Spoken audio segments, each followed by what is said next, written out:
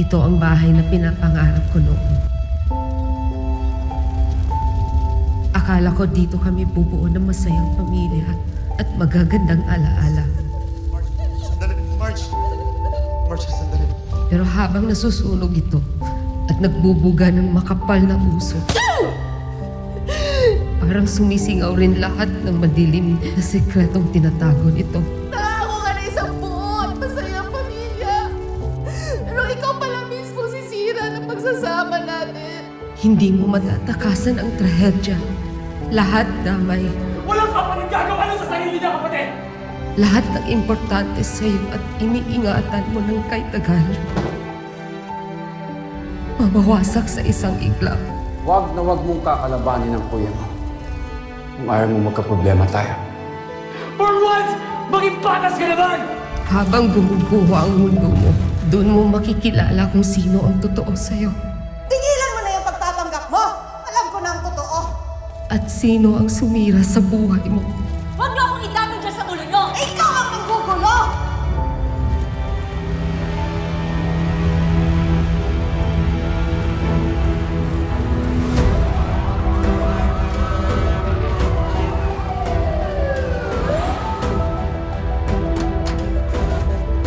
Akala mo matatag, masaya at perpekto ang tahanang napasukan mo. Pero ilusyon lang pala ang lahat. Hindi pala bato ang pundasyon ng bahay na to. Kundi mga kasinungalingan.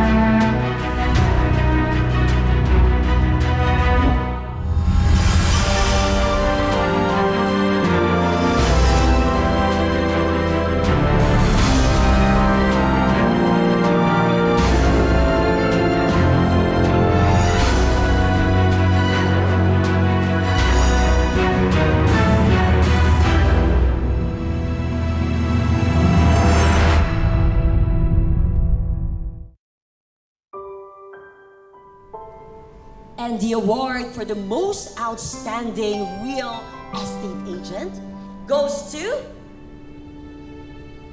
Marjorie Castillo.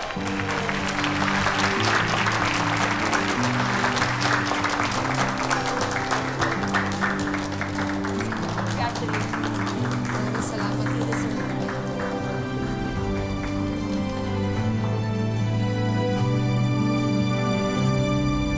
Maraming salamat sa inyo.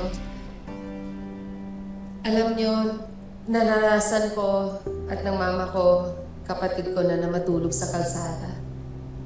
Kaya mula nung iniwan namin ang Cebu at tumira dito sa Batangas, pinangako ko talaga sa kanila na bibigyan ko sila ng magandang buhay at sariling bahay.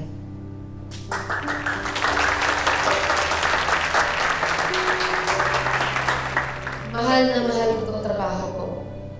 Sa tuwing na may client ako nakikita na na-achieve nila yung dream house nila, it gives me hope, sipag at tiyaga na matutupad ko din ang pangarap ko. Kaya laban sa mga pangarap natin.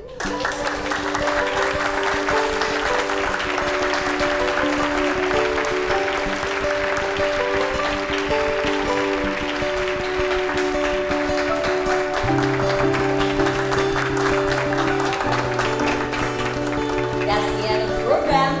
Enjoy the rest of the celebration. Congratulations, Naga. Actually, sobrang proud ako sa'yo. Parang na rin ako nanalo kasi ikaw yung girlfriend ko eh. Oh, sweet-sweet naman ng boyfriend mo. Ay! Hala, uy, kilig kaayo. Kung merong Love Team of the Year, winner na kayong dalawa. Okay lang ba kayo kakasal? Ireserba mo muna yung gown mo dahil matagal-tagal pa. Inuuna mo na namin nilangga yung pagpapatayo ng bahay. Sige ka, Day. Baka maago pa yung si Randall. Di ah. Ako lang kayo yung nag-iisang babae sa buhay niya. Di ba, Ga? Oo naman. Ay, Congrats. Ay, thank you. Patingin nga dito. Ay, akin na lang. Oh, thank you, thank you, thank you.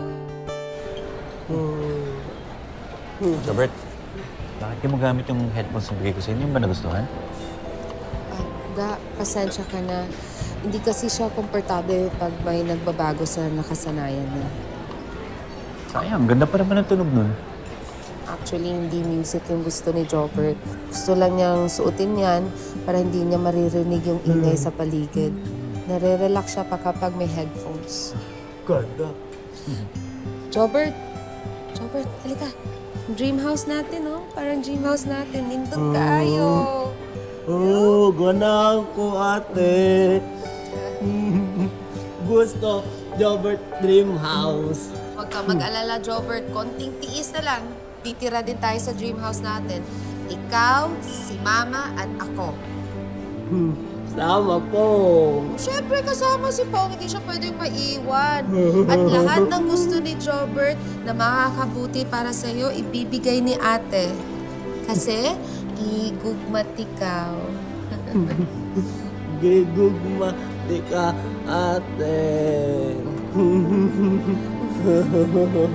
Ako nga, ate. Pong.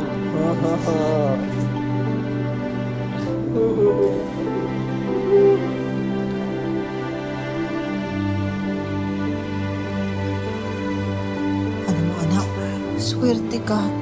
Nakahanap ka ng lalaking katulad ni Randall. Mahal na mahal ka niya.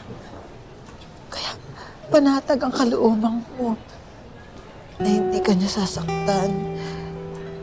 Hindi ka niya iiwanan. Kagaya nung nangyari sa amin ni Papa mo.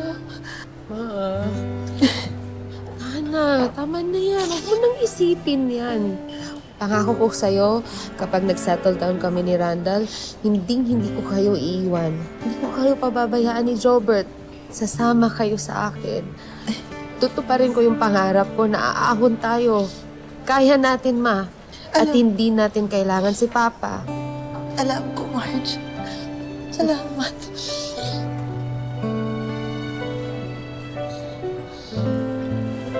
Maganda naman ito, Lipa na.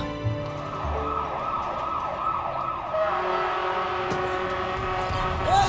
Mga kasama! Dito kayo! Hindi natin yung mga nagkatulalas! Tara! Isa nyo!